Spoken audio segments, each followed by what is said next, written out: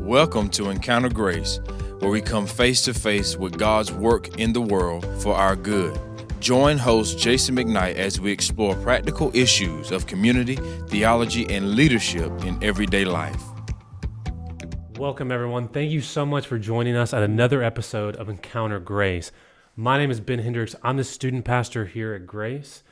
And today I have the pleasure to be sitting here with one of my favorite co-hosts. Favorite what? Yeah, right. Jason McKnight. And here's what I'm so excited for this one, just because today I get to interview you in something that I think hits really close to home. And may not always be the easiest thing, but it's our political climate. And so Jason, so for me, as someone who is a bit younger, and frankly just hasn't, I would say, taken part or thought about politics and elections to the degree you have, I more or less want to ask, how do we begin to navigate where we are? I think the past several years has been marked by disunity and at least seemingly turmoil. Like, it's just been an interesting and sometimes hard couple of years. I see friends on both sides of the political and economic spectrum. I've seen the right and the left just seem like they're getting more and more disunified and pushed to the extremes. And disunity and contention in our churches, in our families, and to be honest, in ourselves. And I've also just noticed that the path forward often seems just hidden. And so today, what I want to kind of ask you is, with all of this just being seemingly true, how did we get here? And where in the world do we go from here? So we should probably be able to do that in 4 minutes. Yeah, right. Oh, that's true. This is going to be fun, and it's a little bit difficult because, who knows? And I don't have all the answers. I certainly can't read tea leaves and crystal balls and all that stuff. And we just kind of go with you didn't learn that in seminary? What we see. But I was thinking about this as you were just talking. I'm probably one of the very few people among our listeners who's actually voted in national elections in 2 countries. Because I grew up in Canada and lived there till I was 26. So I voted in several elections in Canada as well. Now I've been here for 20 years and been a citizen for 5, so 2 presidential elections here. International voter, who knew? So, go figure. But I do remember in 11th grade in Canada in world history, as George H.W. Bush was being inaugurated, and my history teacher made this big deal about the peaceful transfer of power. This is what separates us from a banana republic. What separates Western democracies from dictatorships is this peaceful transfer of power. When you lose an election and your term ends, you step aside. And, we saw that. Jimmy Carter, and actually 92, George H.W. Bush, he stepped aside. He lost the election. When your term ends and you can't run again, 2 terms in the U.S., Obama, Bush, Clinton, Reagan, you step aside.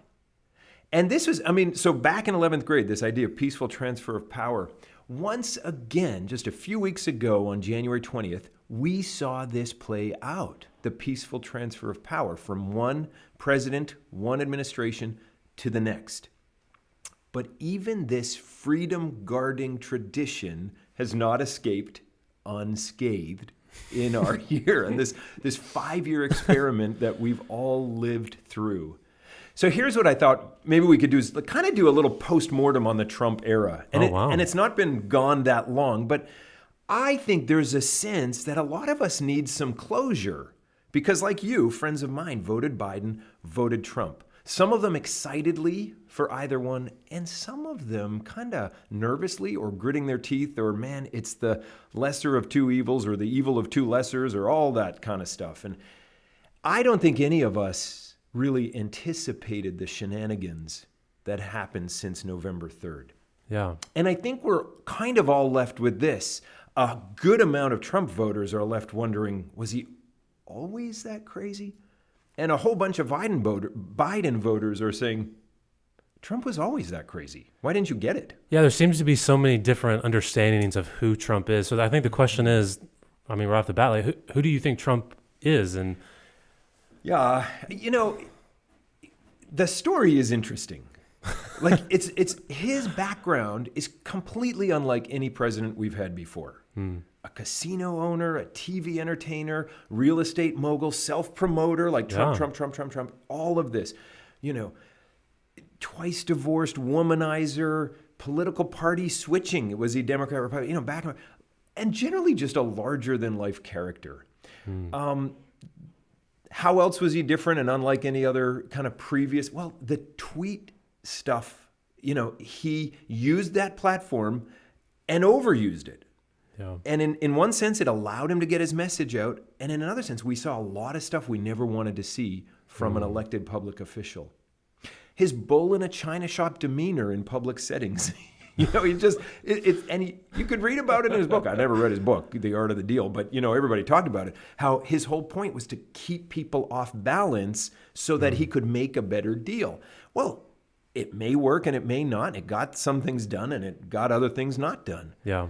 I think his conceit that he could do what no one else could do in sort of personal diplomacy with Putin and Kim Jong-un and Vladimir, and Xi Jinping, is his conceit that he could do what no one else could do. But then I saw his pragmatism that allowed him to do things no one else did. Yeah. Everybody said we're going to move the embassy to Jerusalem. He did it. I actually was very nervous when it happened. I thought, man, you're stoking a hornet's nest. And nothing. He did something, you know, and the amount of Arab nations that recognized Israel in the last 6 months, who is this guy? I don't know. His thin skin, and yet at the same time, his ability to push forward in the face of every public mouthpiece against him. Yeah. Those are interesting things. To me, the whole thing is fascinating of the question of who is Trump. I also think it depends on where you stand. Okay. So some see his despicable Twitter feed and say, that's the heart of the man. And others say, oh, that's just the show. That's just politics. And some see his stand for the unborn and say, that's the heart of the man. And others would say, that's just the show. That's just politics. I honestly think the country is looking at two different people. So for me, I don't know. I don't think he's as genuine as his supporters say, nor as evil as his detractors portray. I think, honestly, at the end of the day, he's kind of like all of us. Yeah. Someone made in God's image with flaws marred by sin. Yeah. And I think one of the things that we could all just admit about Trump is that he was a very polarizing guy. He just pushed people to the extreme. So, you know, I think the question then that I want to ask is, I know so many people who are around my age can be really avidly against Trump. Why do some of these people hate him, and how does that mark them? I don't think it's just your age. I think what we've seen is across the spectrum. That's helpful. You know, yeah. I mean, you're your age, but I think I got plenty of friends my age. Yeah. So why? You know, there's a lot of things to take issue with, and we've named some of them, like his base level of interacting with people, or his uncivil lack of decorum. You know, with folks who've crossed him. I mean, I just don't think you treat friends that way. It just is not right. Lashing out, the narcissism.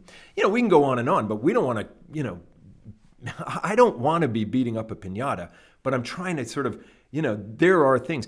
However, I think there's a deeper animus by those on the national level who despise him.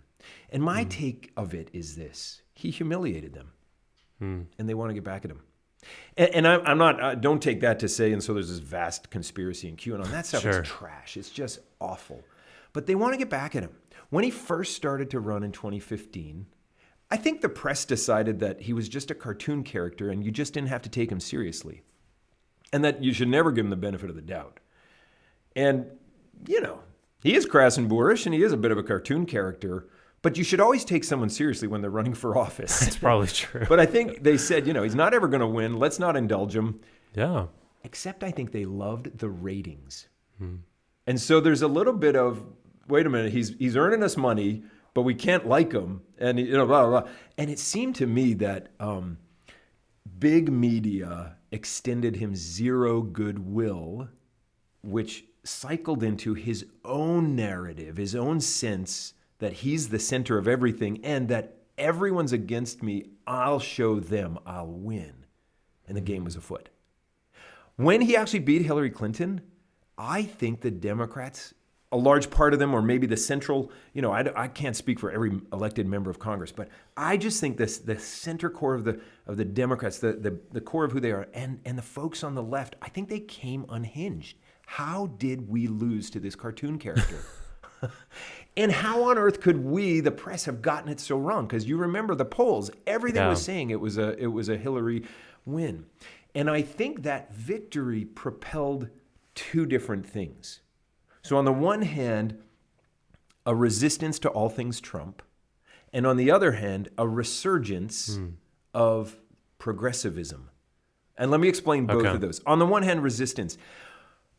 What we got to see over the few first years and onwards were people in office, in public service, in the chattering classes, standing against this scourge called Trump. And they're saying, like, we're the ones that are going to defend civility and democracy. And so you have lifelong civil servants working against the person they now work for. You have elected officials on the Democrat side counting all things invalid if Trump suggests it, and everything angelic if Trump vilifies it. And it was amazing to watch. Anyway, and then the press, I just think they lost their freedom of inquiry. They were not willing to follow leads that were right in front of them.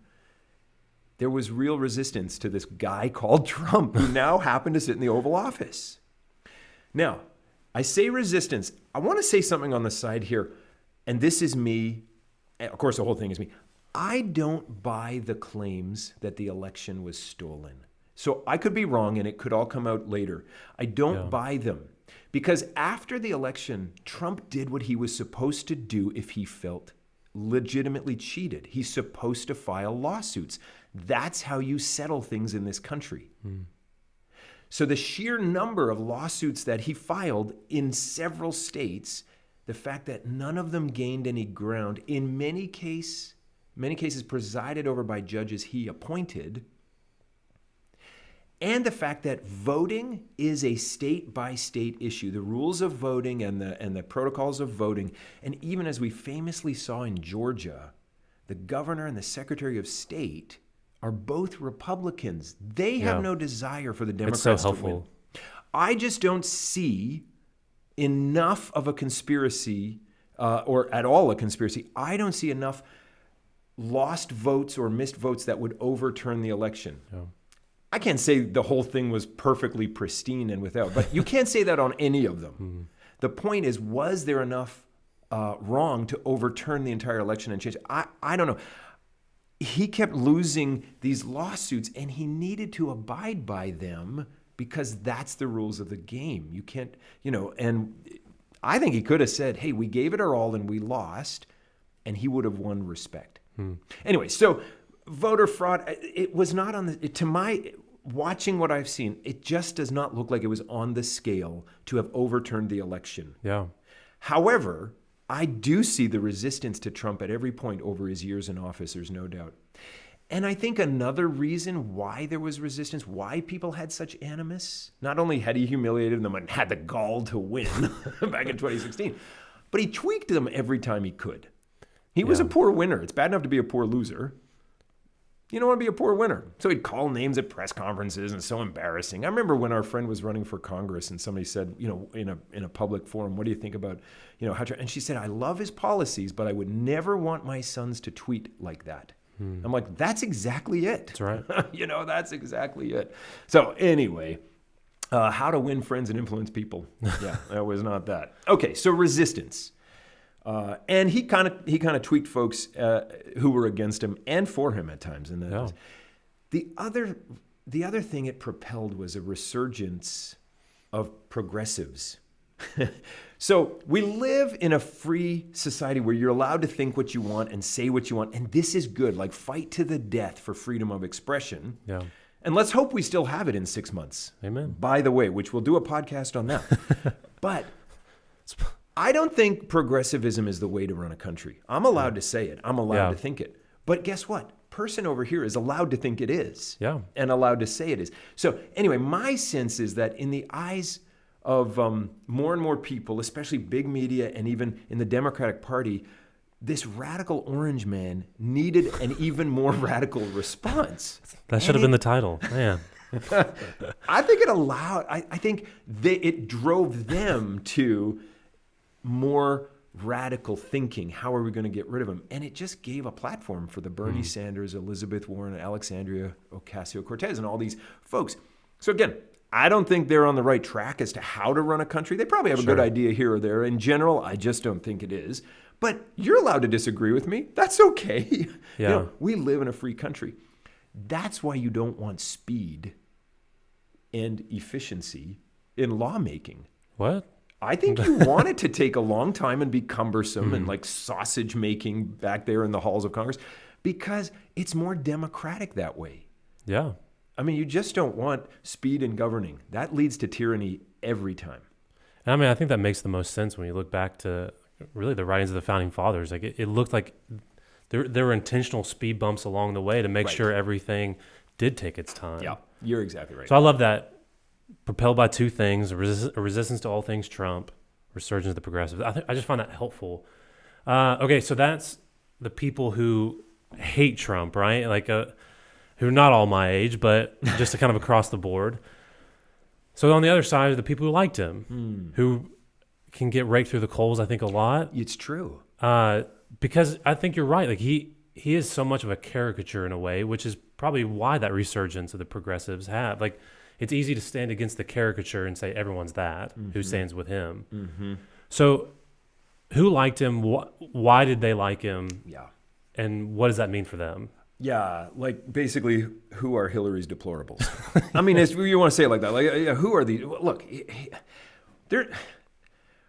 I think folks drawn to him, several different streams, and this is just me. Like, this is just me watching and reading and looking and thinking. I think on the one hand, folks left behind by globalism. So as more and more over the last 25 years, jobs move overseas, it's disorienting to people. It's hard when you're 50, you've worked 25 years in an industry, and now you got to sort of retrain yourself. It doesn't mean you can't do it. It doesn't mean you shouldn't do it. We believe in capitalism. Yep. I mean, I do. Yeah, you might for not. sure. But I think it's, I mean, hey, we're not living, but it leaves you out in the cold, and you're looking for somewhere to belong. That's my point. Okay. So I think, folks left behind by globalism. Secondly, those alienated by culture change that's been coming from the top down. Okay, explain that a little bit more. If you're sitting there and now you're being told you're wrong to think traditional marriage is the best for people and for kids and to build a society on. They're telling you you're wrong to think that. I mean, do you remember after Obergefell with the Supreme Court in June of 2015, and the Obama administration lit up the White House in the rainbow flag? Yep. And it was so sad because it was being a poor winner, like we all accuse Trump of. Yep. I just don't think that was wise. Yeah. Because now all sorts of people are saying, I'm not allowed to believe what my parents and grandparents and great-grandparents believed, and what, I just think, you're being told you're evil if you think biology actually matters in our day and age now by folks from the top down, or that a baby in the womb is a person with rights. I just think folks there that are sort of alienated by the culture change that's been coming so fast, they're looking for a place and someone to say things they believe. Folks who aren't elite, which that's all of us. But and I'm not saying so. We are elites, right? No, I don't think so. I don't think I'm an elite because I'm an immigrant. Regular folks in a workaday job, they're just sick of being looked down by the leader class in our culture. And I don't mean the leader class, the owner of the business. Sure. I mean like the wider culture thinking, like when everything on television and on the news and whatever, and all of a sudden they see this guy and he's kind of a little bit rough around the edges like them, and they've watched him all those years on The Apprentice. You're fired. He knew how to handle Omarosa. And they're thinking, hey, here's someone who talks like me and looks like me. I think it draws them to him. I think another group of people that liked him are those who genuinely want to see America as great and think it could be more than it currently is. And that's why everybody started wearing MAGA hats. Yeah. Like, I actually think MAGA as a campaign slogan is brilliant. As a life philosophy is dangerous. I think it's idolatry. Okay. But so that's a good distinction, though, right? yeah, I mean, I think we want to make Jesus great. like as a Christian, Yeah. you don't want to do anything that elevates anything too highly, and a blind acceptance of MAGA is. But as a campaign slogan, it's genius. Yeah. And it's succinct, it's short, and it and they would always anyway. So here's this guy that's saying "Make America Great Again," and I've been feeling culturally out, and my job went overseas, and now I'm long haul trucking and so on and so forth, and they're just ready, and they're sick of this complicated life. Just let us live our lives. Stop telling us all these mandates from on high. I just think there's all these people, and they're good reasons. Like, these aren't deplorables. Yeah. They're just regular people saying, "Wait a minute, here's a guy. Wow, he actually doesn't always say the right thing at the right time." Because I sure did that last week at Christmas, or last month. You know what I'm saying? Like, Yep. they see in this guy something that they can belong to. So I don't know what's next for them, but I think that's where that desire came from. I don't know if you read Hillbilly Elegy by the guy that came out of a hillbilly culture, and then just reflects back on it. He ends up getting into Yale and becoming an attorney, and I think he's in Silicon Valley. It's a fantastic book of just, here's what came out in 2015, and it's like, man, I read it in 2017. I'm like, oh, that's why. I get why Trump won. Yeah. It's folks looking for something different. Yep. I just found that so helpful, just to kind of get a better picture of who Trump is, and then kind of understand the political climate that we're in, that of those who, kind of some of the people who would naturally be against him, and their reasons for it. Some really great, and that's fine. And those who are for him, and some of those are really great, and those are fine. So let me ask you this, because I think we might be in an injustice if we didn't talk about it at some point. If we're talking about Trump, which is kind of the elephant in the room, January 6th. Oh, right. And the riot and all that entails. Yeah. What do you think? All right. So, we talk as Christians about, there's right and wrong, and then there's wisdom choices. Yep. There's a right and a wrong choice, and then there's a wisdom choice. To me, the idea of holding a rally a mile from where the Electoral College is doing it is ratifying the election by someone who says the election shouldn't be ratified. To hold a big rally a mile from there, that's not a wisdom choice. It may or may not be right or wrong, but it certainly isn't a wisdom choice. And for 2 months, he's been saying the election was stolen, and the smoking gun is coming, but the smoking gun has never come. And which we talked about in the lawsuits. There's enough in the innuendo, there's enough in the desire, there's enough in people's hopes wrapped up for, here's the course I want the country to go because I'm feeling so alienated by cultural elites and so on and so forth. I just think it was ill-advised to hold a rally and to sort of say, hey, let's go up, and then to say, let's go up and cheer on the folks who are going to stand our way. I have no idea what a legal definition of incitement is. So I have no idea, but I just know this plain is unwise. It's just poor judgment. You're flirting with danger. It's not leadership to me. Now, people have a mind of their own. Crowds become a mob in a heartbeat. Yep. So I'm not saying everyone went there that morning. I'm not even saying everyone wanted to go in the Capitol. It just takes 1 or 2 or 100 out of a crowd of 5 or 10 or 20,000. And then the whole thing gets way out of control. I just have no idea how it all went, but I would say that was unwise, even with how he'd been talking over the last 2 months. It was not the best leadership. And I'm just being as generous as I can. Yeah. And I just don't think you should have done that. And part of it is that I think the world is watching, and every dictator around the world loved to see that. I think actually every dictator around the world loved that Biden got elected. I think they didn't want Trump, and they're all happy. Maduro loves that Biden's in there. And so, but I also think every dictator around the world loved what happened on January 6th because the U.S., civility, peaceful transfer of power, the idea that, we're a country of laws, we're rule of laws. He worked the system as he should have if he thought he was cheated, but then it went down. Yeah. Bad leadership, I think. So, because I guess the next thing then, because of how important leadership is, I mean, like there was a major drop in leadership there of just how he walked people through. Again, right and wrong in some of that, but completely and totally unwise. Let's talk about just the nature of leadership, and we can do it briefly.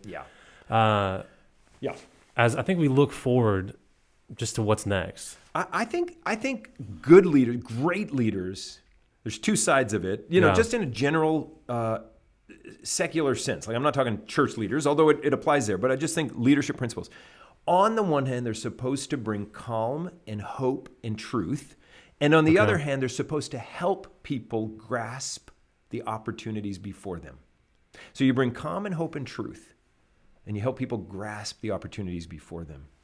And I think Trump did the latter, help people grasp the opportunities, but he didn't do the former. And so, we saw over the 4 years of Trump, the economy booming, he loosened up the regulations, tax changes, unemployment at historic lows, home ownership at historic highs. The greatest way to build wealth, AKA avoid poverty, is home ownership. Yeah. And what we saw is that everybody, especially those at the bottom of the income scale, were growing in these 4 years and pre-COVID. But what Trump was so bad at was bringing calm and hope and truth. He reveled in making himself the center of attention and keeping everyone off guard. Man. And that's just interesting. I actually don't think he lost the election on election night. I think he lost it at two different points. In the spring with his daily COVID briefings, when he made it all about him instead of bringing calm and hope and truth. He just made it all about him. And the press hated him. And, it's a hard situation to be in because they wouldn't trust a thing he said. But he never really offered them, in the back and forth, really just head-to-head stuff. So was it chicken or the egg? I don't know. But what I just know is that he did not use that opportunity to bring calm and hope and truth. I also think the second way he lost the election was that first debate where he just acted childish. And we all, in fact, we were all watching it together. We were at a pastor's conference, and we were watching it, and we were all like, why are we watching this, and how can this happen? It was like that awkward moment where I didn't want to watch anymore. I just looked down and started playing stuff on my phone. I was like, I don't want to be a part of it. Like, my heart rate was up. I'm like, am I really watching this? Anyway, I think those two times, people were looking for a reason to vote for him. Nah, it did not happen on election day or afterwards. It was those two things that enough people said, I can't handle this anymore. I mean, elections, leadership, hope, calm, truth, animus against someone. I'm telling you, there's a lot more we could say, but here's a bit of a post-mortem on this most colorful cast, this most colorful of characters. Leaders are supposed to bring calm and hope and truth. As well as help people grasp the opportunities. He succeeded at one, he utterly failed at the other. That's just what I see. All right, so I mean, I think as we get kind of towards the end and we close, like, where do we go from here? Yeah. And I think, like in my heart, like, and hope to find the unity that could be before us. Like, so where do we go? Yeah. Well, I know you have a couple of thoughts. Tell us those super quickly because these are good. I had two, and I think they accomplish more or less the same thing. And the first one is that just the reminder that knowing history helps. Yeah. Like having a record of how people have moved, how politics has moved, how society in general has moved in the past. It gives us a helpful guide, I think, that we can learn from and apply to our lives today. Like we can look at past presidencies, the way that politics has just moved, and we can look at that and go, okay, this can help move us forward and help navigate us towards good things and away from bad. And I think as people without power, like that just helps us in the way of, most importantly, tempering our emotions and our expectations. Mm-hmm. One of the beauties of looking at history, I think, is it helps just kind of make it a little smaller of what our expectations for government may be, or just what we can expect. Yeah. So I think puts it in perspective. Yeah. Great. And then secondly is very much in that same vein is one that's far more important than looking to history, but it's looking to the Lord. So it's drawing close to the Lord. Yeah. Again, when we look to the Lord, he ultimately helps guide us literally as we look to his word, and that helps us navigate through the All of the turmoil and contention and disunity that's among us in the political season and more, and through COVID and all of the part of life. But again, it also helps us temper our emotions and our expectations for what we have before us. When we look to the Lord and we see the sin in like not in Him, but in the world, and the sin in people, like it starts to make a little bit more sense. And maybe we want to give people credit, but maybe we don't give them as much. Right, because God's in control. Amen. I mean, I'm so thankful God's on the throne. Amen. And we need to remember He puts on the thrones on earth those who He wants. So we trust Him. We trust His goodness and His sovereignty. Look to history. Look to the Lord in prayer. I like that. That's helpful as we kind of move forward and say, Lord, where's the hope? Well, Ben, very fun to talk together. Thanks for doing this. Thank you all for joining us today. Listen, like and subscribe, comment and share. We'd love to hear from you. We haven't said everything that should be said, but we're beginning to think it all through together. So thanks for joining us. Join us again next time, and blessings. This is a ministry of Grace Fellowship Church in Kinston, North Carolina. Visit gracekinston.org or follow us on Facebook and Instagram.